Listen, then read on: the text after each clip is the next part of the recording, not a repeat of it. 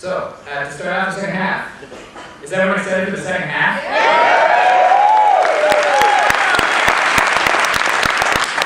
Alright, so our first talk for the second half is entitled Building the World's Most Popular College Football Blog. Let's hear it for Brian Cook.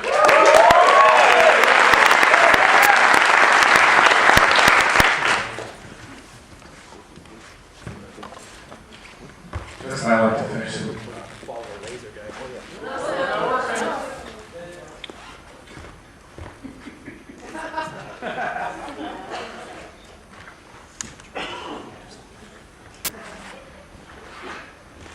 So when I was in college, I wrote for the Arbor Weekly. One of our writers actually got to work for the Onion. This was really impressive.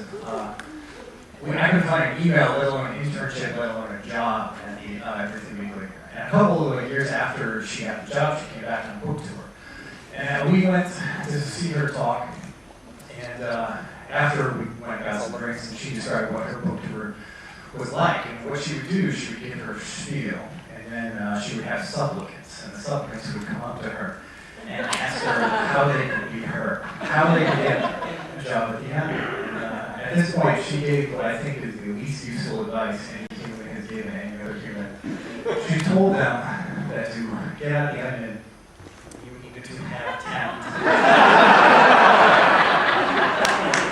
I'm an engineer, and that's necessary but not sufficient. Also, Brian Cook, I write at GoBlog.com, which is the most popular Michigan sports blog on the internet. It's the most popular college football blog on the internet. In January, it did 5 million page views. There's a slide that's about to come up that will show that it was had more unique visitors than LockheedMartin.com, which is kind of a scary thing to have more unique visitors. I should know that I am getting my butt kicked by a Barton pink ticket party.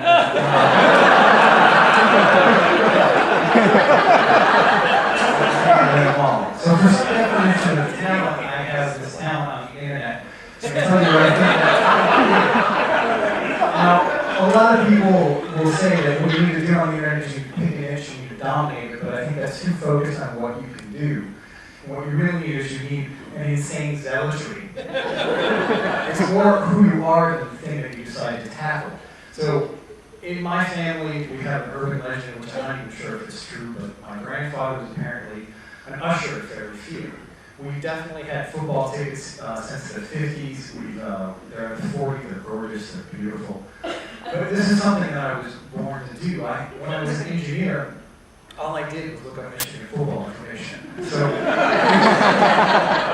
when you're on the internet, it's all in the top. So the zealotry comes in being that dedicated so you can be in a big part of the long tail.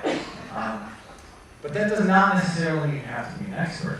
A lot of people come up to me and they say, oh, I wish I could do what you do. And you absolutely can't. If you've ever listened to an athlete after they've done something completely spectacular, they have 2 modes of speech. There's blather and there's jargon. And it's not very interesting. As somebody who is a novice, you actually have an advantage on people. You have an advantage because once you get that information, you're closer to where the novice is. You can relate the parts that were difficult. You can figure something out and give people the information that an expert can't possibly give them. As I've gone along, I've added a little bit more every year. I've gone from not having any idea what a running play was supposed to be to having a fairly detailed knowledge on Michigan football. I'm not a coach, and that is actually an advantage. So when people come up to me and they say, I don't have this subject matter knowledge, it's not really about the subject matter knowledge, it's about a desire to educate and a talent for informing. If you have that, and you have that insane zealotry, you can be.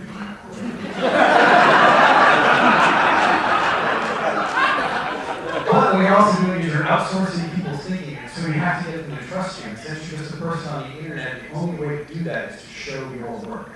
I use by something called Upon Further Review, which is a play-by-play review of every Michigan football game. One game goes about 12 to 15,000 words. One season is basically a novel. Now, does anyone actually read all this stuff? Yes. No. 5% maybe. There's a small dedicated band of people who actually read every word of this every week.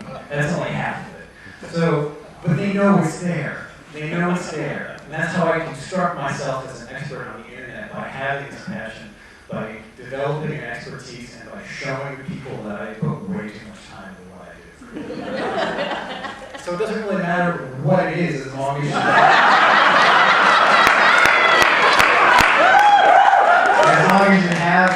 have those three things, you can be the head of your own creepy little cult.